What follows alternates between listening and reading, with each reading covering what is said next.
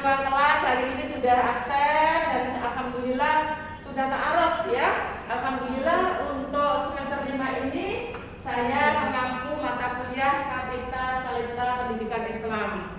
Sesuai dengan data yang di sistem bahwa jumlah mahasiswa di semester 5 kelas A1 ini adalah 38. Yang hadir di ruang kelas adalah 1, 2, 3, 4, 5, 6. 6 time 2 berarti 13 mahasiswa. Nah, alhamdulillah. Jadi kita berikan semangat. Apa kabar pagi hari ini? Alhamdulillah. Luar biasa. Islam agamaku, Al-Quran cintaku, Sida kampusku. Ya. Nah, silakan nanti yang di rumah juga tetap kita akses dan bisa mengikuti materi saya akan share screen.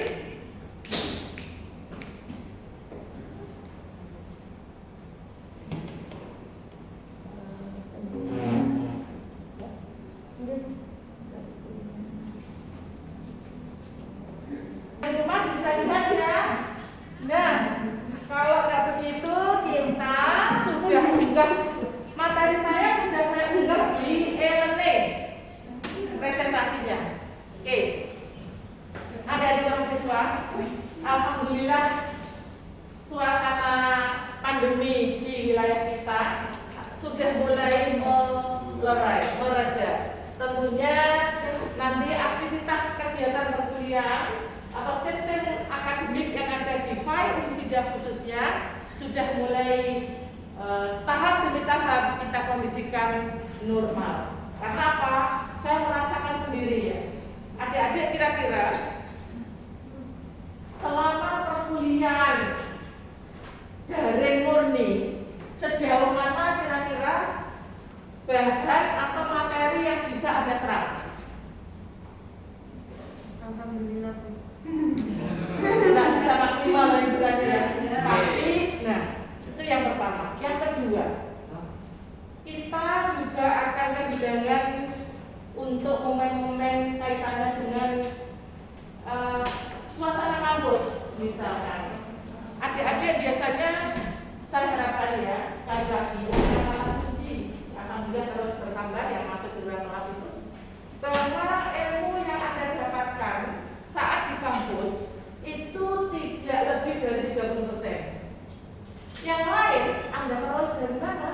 Bisa kegiatan intra dan ekstra kampus, mengikuti UKM, BEMFA, HIMA, dan klub-klub yang harus bisa kita ikuti untuk mengasah dan mengaktualisasikan potensi diri adik-adik.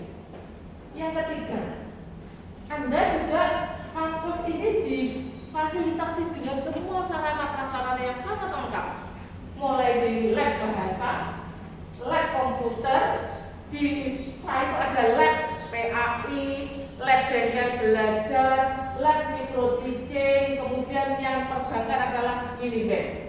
Dan itu semua tidak akan bisa kita lakukan dengan hanya dunia maya. Kita hanya melihat tayangan video tapi tidak praktek. Yang keempat, Anda sekarang sudah semester 5. Sebentar lagi kita sudah mau melaksanakan magang atau PLP. Anda praktek untuk terjun di sekolah.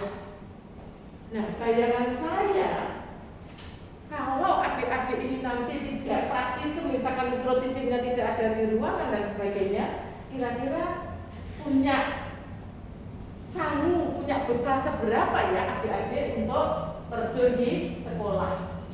Padahal kalau misalkan kita lihat sekolah-sekolah yang Al-Hikmah, kemudian Al-Falah, Muhammadiyah Sidoarjo, sini Ismamda dan sebagainya, itu luar biasa. Mereka sudah dinamis, sudah inovatif, dan mereka sudah semuanya bermuara pada implementasi IT. Nah, kalau adik-adik nanti tidak dibekali sejak dini, maka itu sangat juga akan merugikan dan adik-adik tidak siap nanti apabila terjun di lapangan. Ke-6 berikutnya, adik-adik PAI ini sangat beruntung, pertama aplikasi A. Dan di PAI ini juga punya program fast track percepatan. Jadi nanti adik-adik yang lulus di semester 7 misalkan langsung bisa S2. Jadi benar tidak.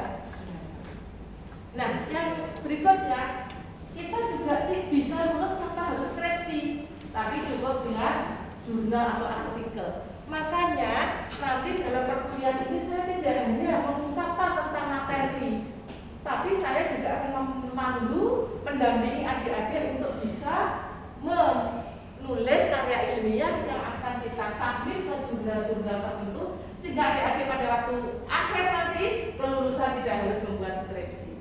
Enak kan?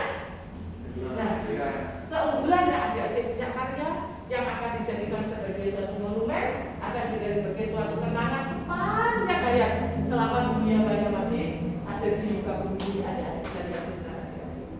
Nah, makanya perkuliahan ini nanti bukan hanya semata-mata mengunggah materi di e-learning maupun saya menerangkan juga kelas seperti ini, tapi ayo kita adik-adik nanti akan saya berikan tugas. Alhamdulillah sudah ada Mbak Nasbi, nanti akan dibantu Sabil ya, Mas Sabil ya, Mas Sabil juga Mbak Trisna, Bu. Mbak Trisna ya. Nanti yang menjadi koordinator kelas ini untuk mengembangkan pola-pola ini. Jadi nanti ada next bisa Mbak, bisa kita lihat. Nah, sekarang kita akan menyampaikan apa sih kapita selekta itu. Kalau Anda melihat atau mendengar istilah kapita, itu seakan-akan kapitalis gitu ya, bukan kapitalis.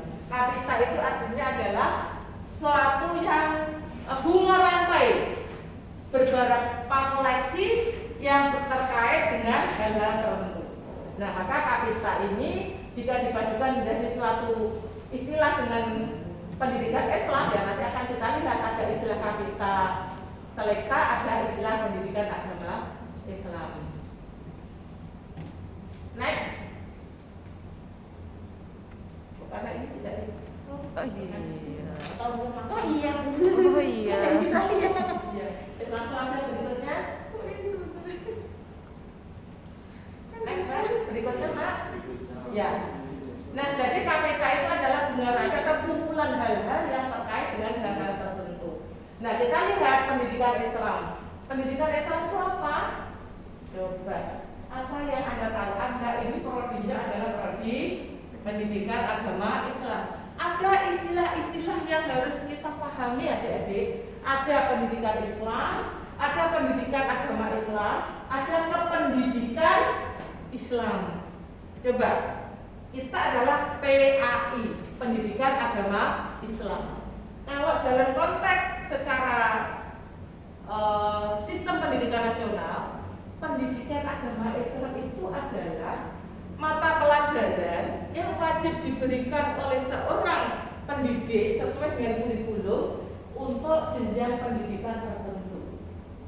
Jadi mulai dari PAUD, TK, SD, SMP, SMA dan perguruan tinggi harus ada mata pelajaran namanya PAI dalam konteks sistem pendidikan nasional. Artinya pelajaran agama yang harus diberikan sesuai dengan kurikulum nasional oleh guru kepada peserta didik di jenjang pendidikan dasar hingga perguruan tinggi. Itu namanya pendidikan agama Islam. Tapi kalau pendidikan Islam, nah ini kita lihat. Pendidikan Islam merupakan aktivitas pendidikan yang diselenggarakan dengan hasrat dan niat untuk mengejawantahkan ajaran dan nilai-nilai Islam, atau sistem pendidikan yang dikembangkan dan disemangati dan dijiwai oleh nilai-nilai ajaran Islam. Artinya pendidikan Islam itu pendidikan yang diselenggarakan dengan dasar atau materinya disesuaikan dengan dasar-dasar sumber hukum Islam yang ada di dalam Al-Quran dan As-Sunnah. Nah, dalam konteks ini saya ada pendidikan, ada pengajaran. Kira-kira di semester sebelumnya saya kira pasti ada mata kuliah psikologi belajar, ada mata kuliah strategi belajar mengajar, Anda sudah paham apa bedanya pendidikan dan pengajaran. Ayo coba yang di luar, yang di rumah, apa bedanya pendidikan dan pengajaran kira-kira? Bedanya belum ganti yang dulu. Ini saya ingin dulu lihat yang di sini, saya nggak bisa saya nyalakan aja. Gimana kira-kira apa perbedaannya?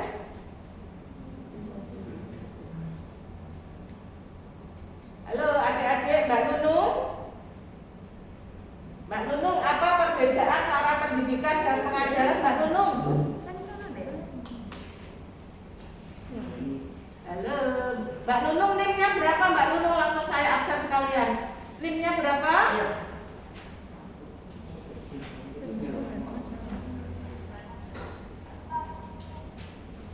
510.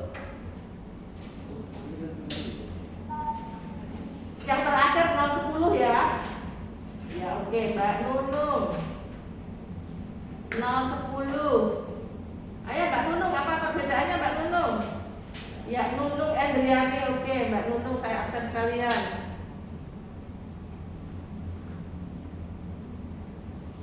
Gimana Mbak? Kira-kira menurut Anda perbedaannya gimana?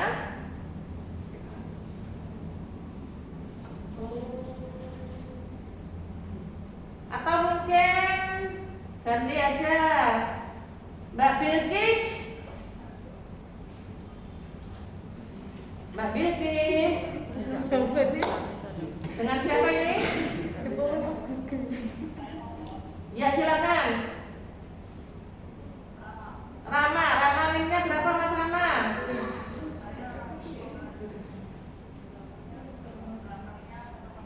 Oke, kalau sama-sama Mas Rama silakan. Apa bedanya pendidikan dan pengajaran?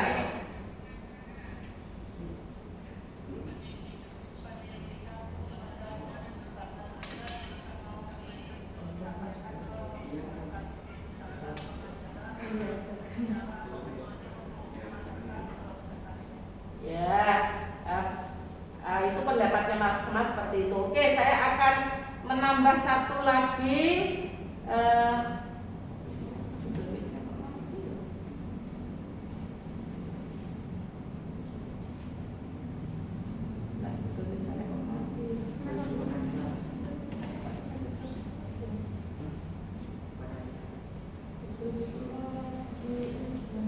Oke, jadi begini, akan terjadi perbedaan antara pendidikan dan pengajaran. Jadi kalau pendidikan itu sifatnya sangat luas karena memberikan asah, asih, asuh. Jadi pendidikan itu adalah suatu bimbingan, arahan yang diberikan oleh seseorang atau seorang pendidik kepada peserta didik yang bertujuan untuk mengaktualisasikan dirinya. Itu sesuai dengan pendidikan yang ada di Undang-Undang Sisdiknas Nomor 20 Tahun 2003. Jadi pendidikan bukan hanya sekedar untuk menyampaikan, tidak, tapi punya tanggung jawab bagaimana anak itu paham aspek kognitif, bagaimana anak tahu, bagaimana anak paham afektif, dan bagaimana anak-anak itu mampu melaksanakan. Jadi kalau pendidikan aspeknya lebih luas karena menyangkut aspek kognitif, afektif, dan psikomotorik, pengetahuan, sikap, dan keterampilan. Misalkan Mbak Nazmi mau mengajarkan PAI untuk anak-anak di SMP waktu PPN atau PLP, tapi dia akan menjelaskan tentang masalah sholat. Jadi tidak cukup hanya menjelaskan apa itu sholat, apa itu rukunnya sholat, apa itu yang membatalkan sholat, tidak, tapi sampai bagaimana peserta didiknya bisa melaksanakan sholat dengan baik. Dan itu adalah pendidikan. Jadi pada waktu dulu masih ada uang, itu yang diukur standarnya adalah pengetahuan. Jadi kalau orang tua saya ini alhamdulillah sudah punya pengalaman malang melintang dalam dunia pendidikan, mulai dari kepala TK, guru TK, SD, SMP, SMA, semua sudah saya lalui. Mulai dari jadi guru, kepala sekolah, sampai saat ini saya mengelola lembaga pendidikan, juga konsultan pendidikan, saya juga di Dewan Pendidikan. Dunia kita adalah dunia pendidikan. Nah, dalam konteks ini ada seorang wali murid yang sangat bangga aku ngambil rapor, cerita ke tetangganya, anakku nilai ini PAI 100 kon. Dengan bangganya dia juga cerita saya di waktu PKK ya, pinter anakku PAI itu jago, pokoknya nilai itu jarang kurang dari 90. Kalau ulangan itu 95, 100, di rapot itu masih sudah angka 9 ke atas. Mbak, berarti keterangan sampean itu sholat banget ya. Kalau sholatnya ya aktif mbak 5 waktu. Diriku uangnya udah mau sholat. Ya mau banget. Nah terus kalau dia saya tanya, tapi anakmu ya Jildan ya, Jildan juga sangat nurut ibu dengan ibunya. Kalau misalkan kita nasihati, kemudian ketika kita suruh, dan ini pun bukan dalam kalian saat itu, bukan mereka kalau kali, nek ngomong ibu bantah banget. Nah itulah di mana kira-kira pendidikan agama Islamnya hanya sekedar Islamologi, ilmu pengetahuan apa? Islamologi ilmu pengetahuan tentang Islam. Apa dengan rukun Islam? Sholat adalah suatu amal ibadah yang diawali dengan takbiratul ihram, diakhiri dengan salam. Rukun sholat adalah niat, takbiratul ihram, membaca Fatihah, rukuk, sujud. Tapi dia nggak tahu lah, itu tidak bisa untuk konteks pendidikan. Jangankan pendidikan agama, coba sekarang sains saja atau matematika. Apakah matematika bisa kita implementasikan dalam kehidupan sehari-hari? Ya harus. Coba misalkan kita mau menjelaskan tentang bangun ruang atau bangun data. Anak-anak, rumusnya luas adalah panjang kali lebar.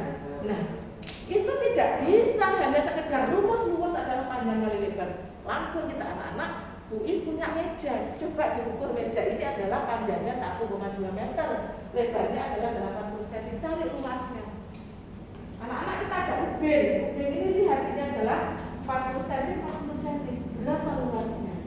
Nah harus seperti itu dalam konteks dunia pendidikan, apalagi sekarang ini tidak banyak teori, makanya penilaian sekarang namanya AKM, asesmen ketuntasan minimal. Yang kemarin yang kaitannya dengan konsep-konsep itu tidak seberapa dihitung, nggak ada ujian, kan tidak ada ujian. Di SMP nggak ada ujian, ya semua ada plus minusnya. Jadi AKM dan survei karakter dan survei lingkungan sekolah. Besok insya Allah hari ini ya, ini sudah ada yang tanggal 23, 25, 26, tanggal 27, 28 nggak salah aja AKM itu yang dilakukan sekarang. Nah itu sekali lagi pendidikan itu lebih mengarahkan pada pembimbingan secara berkualitas, intens sampai anak-anak itu bisa. How do you know, apa yang Anda tahu? How do you do, apa yang Anda bisa perbuat? How do you live together? Bagaimana Anda nanti bisa hidup di tengah-tengah masyarakat? Yang kedua, itu hanya istilah pengajaran. Jadi ada dua istilah, tadi adalah pendidikan dan pengajaran. Kalau pendidikan tadi sudah memiliki makna yang sangat luas, pendidikan kemudian pengajaran. Nah itu tadi yang disampaikan oleh Mas Sopo tadi. Pengajaran itu pengertian sempit adalah transfer of knowledge, mentransfer ilmu. Sementing aku menyampaikan materi bahan aja habis, bah Anda tahu, bah kau ngerti, bah kau ngerjakno, bah kau ngurus penting tablet di kulku habis. Itu dulu sistem pembelajaran dulu, tidak seperti itu. Nah karena Kapital Selekta Pendidikan Islam ini nanti akan mengkaji tentang isu-isu yang aktual yang terkait dengan pendidikan. Nah kita lihat tadi pendidikan Islam itu bisa juga dimaknai usaha orang dewasa Muslim yang bertakwa secara sadar. Ini adalah pendapat beberapa ahli. Dulu itu dinyatakan pendidikan itu adalah usaha sadar yang terencana yang dilakukan oleh orang dewasa kepada anak yang belum dewasa. Betul atau salah? Nah, dari saya ini anak mahasiswa S3. Bukan yang kuliah S3 sudah usia 50, dosennya masih umur 40. Gimana? Ya gak bisa dong. Seperti lihat Pak ini yang dipanggil Pak Imron, Pak yang di PBL, Pak Imron ya. Itu usianya sudah 49. Padahal dosennya Pak Najib masih belum 40. Dari sadar, artinya yang benar adalah pendidikan dalam perspektif saat ini adalah usaha sadar dan direncana untuk memaksimalkan potensi siswa. Kalau itu bimbingan yang diberikan kepada orang dewasa kepada anak yang dewasa, kemudian bimbingan yang diberikan kepada seorang pendidik kepada peserta didik untuk mencari jasa. Nah, sekarang sudah tidak. Nah, berikutnya adalah pendidikan juga dimaknai sebagai pengubahan sikap dan tingkah laku seseorang dalam rangka mendewasakan, tapi berdasarkan nilai-nilai Islam ini yang harus kita garisbawahi. Sekali lagi, jadi kalau pendidikan Islam itu pendidikan yang diselenggarakan oleh seseorang, baik itu organisasi, baik itu adalah instansi apapun, tapi berdasarkan nilai-nilai Islam. Nah, Islam itu apa goalnya pendidikan Islam itu? Wala tamutunna illa wa antum muslimun. Jadi artinya janganlah kau sampai akhir ayat itu meninggal dengan tidak berdasarkan Islam. Sampai Islam itu kadang-kadang subhanallah nikmatnya ya.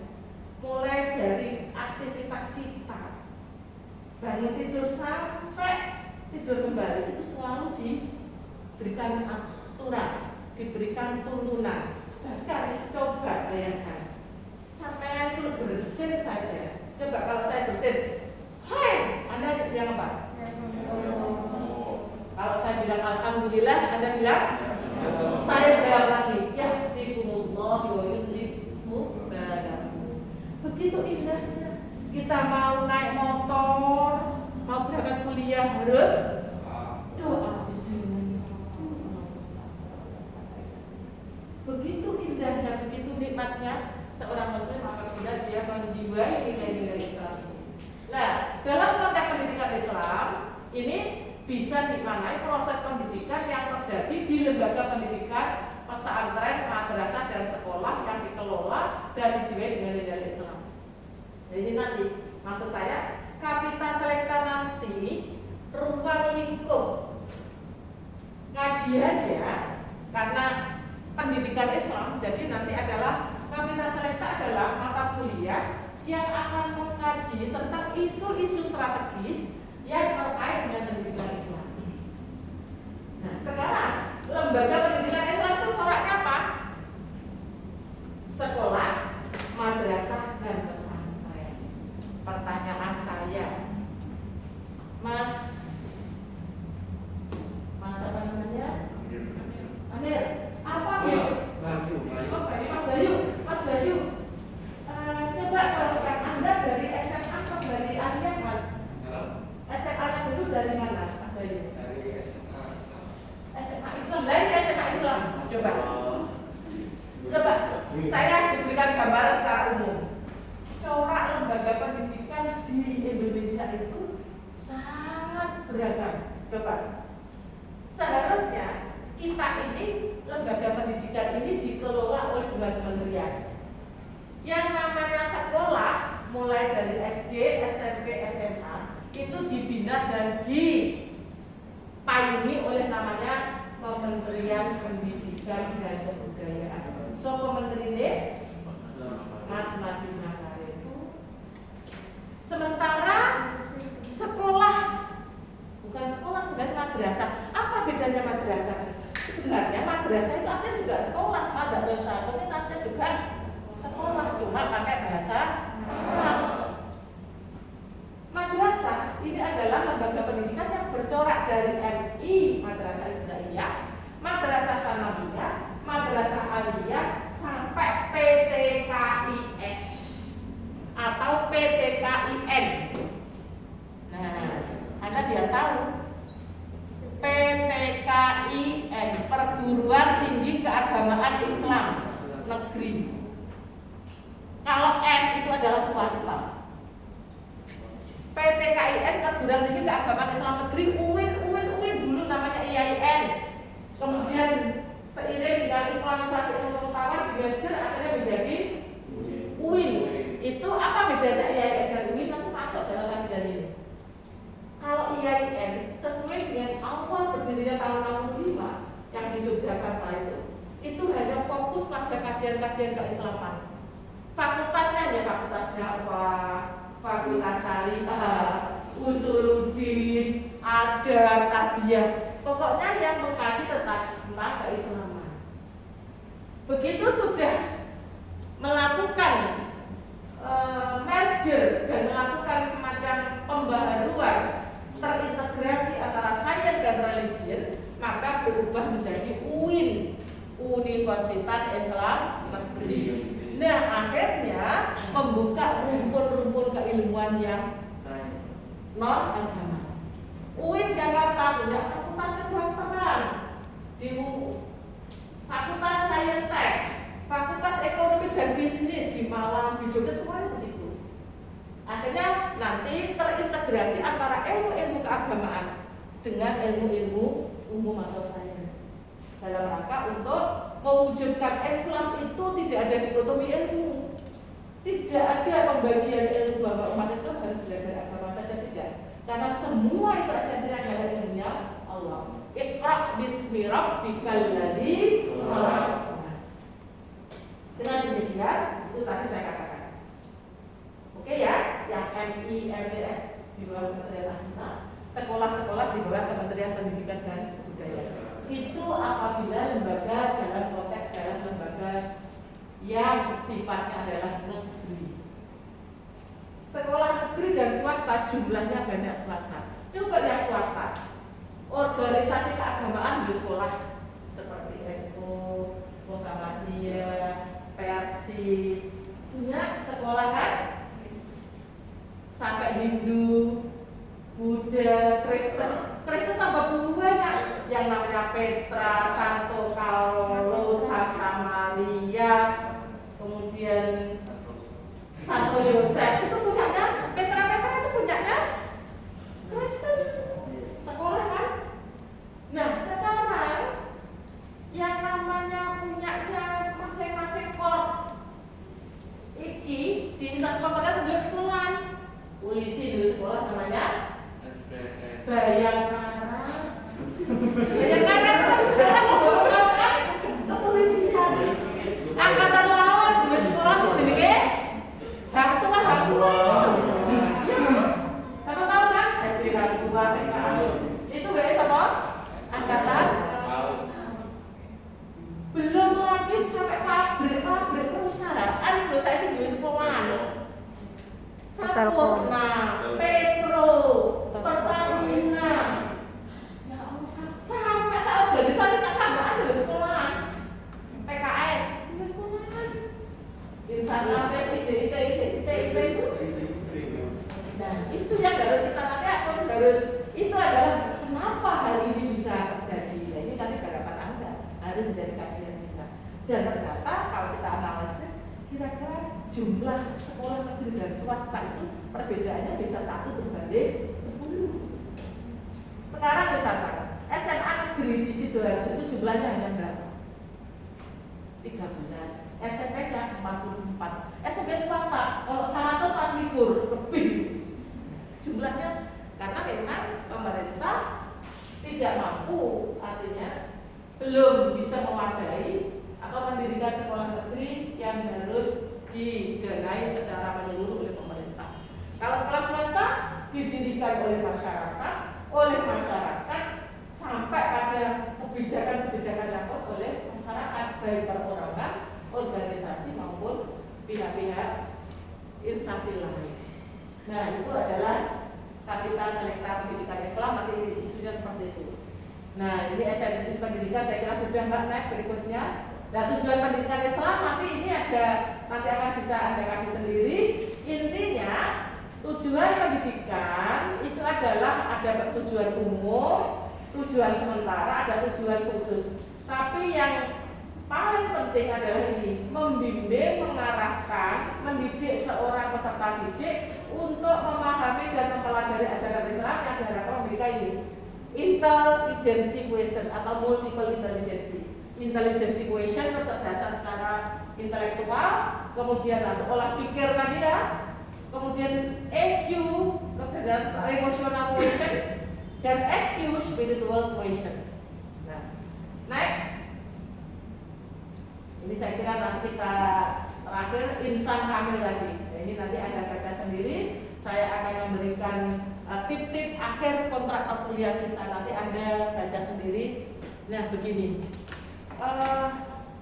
saya ingin menyampaikan ke adik-adik kira-kira kita nanti akan ada kuliahnya kan hybrid ya Pak ya, bisa kita desain sesuai dengan kondisi kita. Monggo. Tapi esensinya nanti Mbak Nasmi dan Mas Sabil selaku koordinator Mbak Trisna.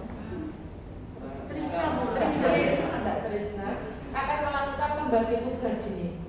Harapan saya seperti yang tahun-tahun kemarin, adik-adik mahasiswa itu begitu sudah semester 5 juz sudah sangat paham, punya kemampuan untuk melakukan penulisan karya ilmiah. Karena nanti kalau ada semester 6 harusnya sudah menulis proposal. Harapan kita mata kuliah saya itu nanti sudah muncul judul-judul untuk penelitian. Misalkan saat ini lagi ngetren pemerintah punya kebijakan tentang AKM, asesmen ketuntasan minimal. Dia bisa jadi judul AKM, asesmen ketuntasan minimal, prodi kurikulum PAI di mana misalnya.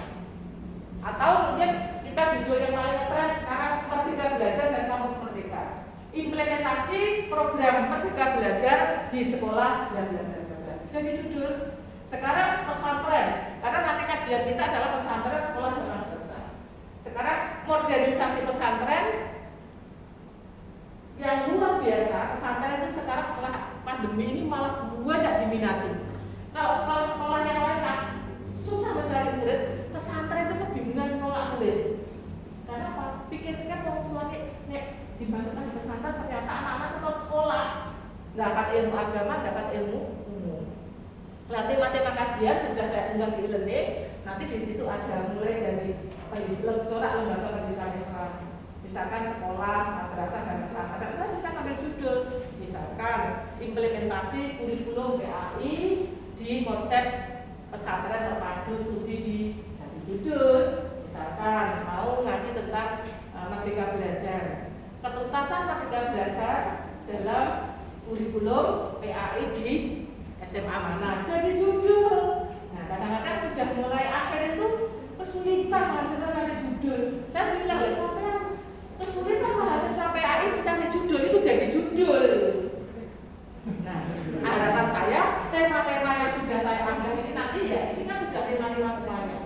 Nah nanti bisa jadi judul penelitian. Nah monggo bisa kita lihat nanti akan kita petakan. Misalkan kita mau lihat dari corak lembaga pendidikan Islam, mau ada pesantren, madrasah dan sekolah. Misalkan konsep sekolah terpadu. Sekolah terpadu itu sekolah yang mengintegrasikan antara sekolah dengan pesantren. Dan manajemen sekolah terpadu di Belajar. Kita lihat misalkan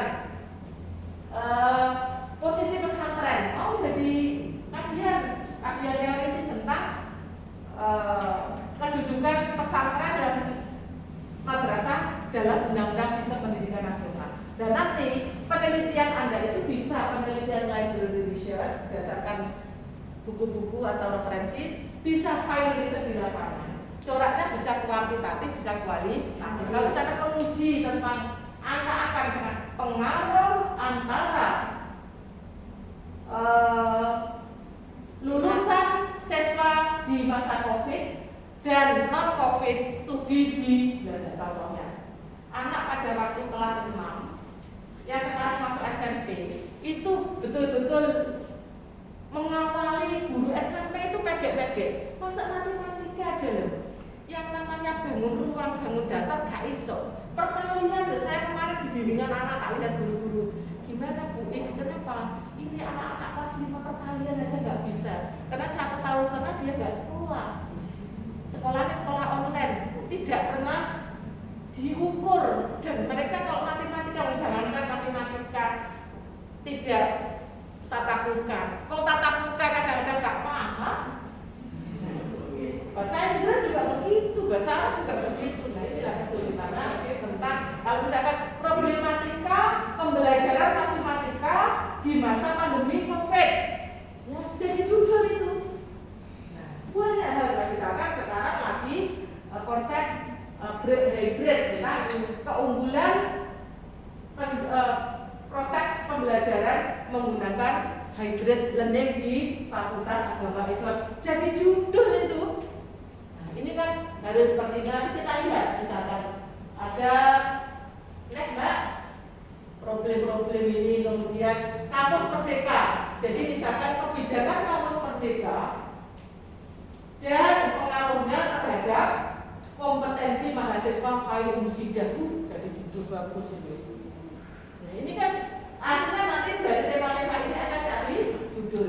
Nah, saya nanti mengharapkan mulai saat ini tolong Anda mapping RPS ini silahkan Anda mencari judul per kelompok Mbak. Per kelompok, satu kelompoknya adalah isi 4. Kalau 38 mahasiswa maka jadi berapa? 36. Kalau tidak saya tadi 9.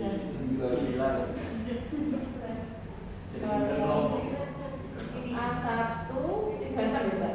Kalau di sistem 36 katanya jenengan tadi. Oh 36 ya, 38 ya, 36. Monggo mau dibagi berapa? Saya nanti pengen langsung minggu depan saya sudah mapping. Oh ini kelompok 1 temanya ini nanti akan saya pandu, saya bimbing. Ya apa cara membuat jurnal? Nanti tugasnya adalah membuat jurnal. Siapa tahu nanti jurnal itu nanti bisa tak beli-beli, bisa terbit gitu loh. Itu luar biasa. Mulai besok ya, saya yakin. Saya kemarin tuh anak-anak yang kelas lagi itu fresh banget, bagus banget. Dan moga-moga yang teman-teman yang di rumah, halo teman-teman yang di rumah. Halo teman-teman yang di rumah, bisa mendengarkan tugasnya ya. Jadi nanti akan dibagi sesuai dengan ininya oleh koordinator kelas. Nanti silakan Anda mencari tema-tema itu 1 minggu depan sudah dimunculkan ke saya. Nanti akan saya bimbing. Nah, antara bimbingan nanti kita khusus kita zoom bimbingan tentang penulisan karya ilmiah. Silakan kalau ada pertanyaan sambil saya absen yang di rumah. Ya, silakan. Kan gini Bu, kalau seandainya kan kita kan ada namanya kampus merdeka. Gimana kalau di e-learning kan ada yang namanya SPADA. Nah itu kalau di pendidikan agama Islam khususnya di Universitas Muhammadiyah Sidoarjo itu program kampus merdeka yang bisa kita ikuti itu apa aja sih kan? Karena kalau iya, SPADA itu kan hanya model kayak model gitu Bu. Iya. Itu kan bisa masuk ke SKS kita Bu. Bukan gini loh ya. Jadi Merdeka Belajar Kampus Merdeka itu kalau di pendidikan tingkat dasar ada 1 zonasi. Yang kedua menghilangkan UN. Ya. Terus yang ketiga penilaian berbasis karakter. Kalau di kampus kita ya alhamdulillah, ini ada nggak yang ikut kuliah luar negeri? Ada Bu, sebelah saya Bu. Sama ikut ke Uniza? UUM Bu. Oh UUM. Ya, masih koordinasi. Nah, ini diantaranya implementasi Merdeka Kampus Merdeka. Mahasiswa diberikan kebebasan untuk kuliah 3 semester di luar kampus. Bisa maksimal 3 semester. Jadi KKN, bisa magang, bisa kuliah di luar negeri. Jadi saya ini ada sekitar 50 mahasiswa asing dari Unisa, UHAMKA, UMY, UM Surabaya, UINMA yang ikut kuliah di Unsida. Karena pandemi COVID maka dia kuliahnya online. Tapi pada waktu 2 tahun yang lalu mahasiswa kami datang ke Malaysia.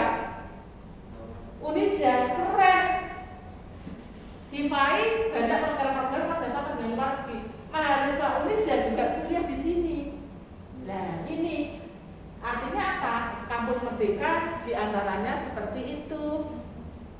Mahasiswa ada peluang, ada kesempatan untuk mengenyam belajar di luar prodinya, dalam kampus di luar prodi ataupun di luar kampus atau lain prodi. Boleh Anda nanti ikut kuliah di hukum, boleh. Itu implementasi dengan kampus merdeka. Harapannya apa? Mahasiswa tidak hanya berkutat dalam prodinya, tapi akan memiliki wawasan keilmuan namanya multidisiplin. Artinya, dan boleh loh ya, sampai nanti magang di pedesaan di 3T itu ya, di daerah yang tertinggal terluar itu, dalam 1 semester itu nanti akan dikonversi dengan mata kuliah. Tapi sampai akan ngajar di sana 1 semester, boleh. Itu termasuk programnya adalah kampus merdeka. Saya begini Bu, kemarin kan saya coba di kampus Merdeka, itu terhalang Bu, karena kan kita masih di naungan Kementerian Agama yang tidak belum. Nah itu Bu, jadi kayak kok lagi Kementerian Agama lagi. Tapi kemarin ada yang lolos itu, tapi yang prodi PAI, karena PAI itu esensinya kan sangat umum. Karena PAI itu nanti akan dimanfaatkan, artinya kan lulusan kita juga akan mengajar di sekolah-sekolah di mana kita akan mengajar ya. Iya. Yuk, kita aksen ya yang di luar sana. Bentar. Nanti Kak bilang ya dilihat itu ya Mbak saya yang belum saya aksen ya. Mulai dari Mbak Isna ini ada Mbak belum ya? Ada Bu. Ada Mbak Isna ini. Ada Bu. Zaidun Nisha. Ada Bu. Ada. Iga Finalia. Ada Bu. Ada. Mariska. Ada Bu. Ada. Oke. Ya, Mariska ada. Kemudian Akhlakul Karimah. Ada Bu. Sabil ada ya Mas Sabil di ruang kelas. Harum Harun enggak ada Bu. tidak ada. Ilham Ayu.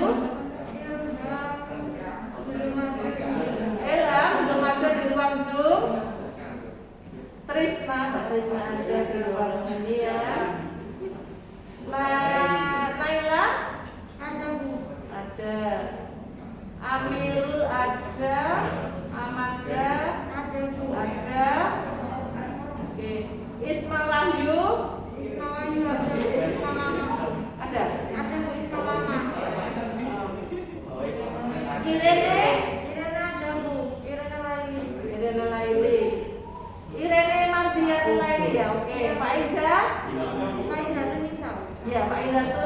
Faiza Nuris Silvia Oh, nulis saya belum hadir Bu. belum ada. Ada Bu, ada Bu. Ada. Ada Bu, mohon maaf Bu. Ada. Ridho ada nih.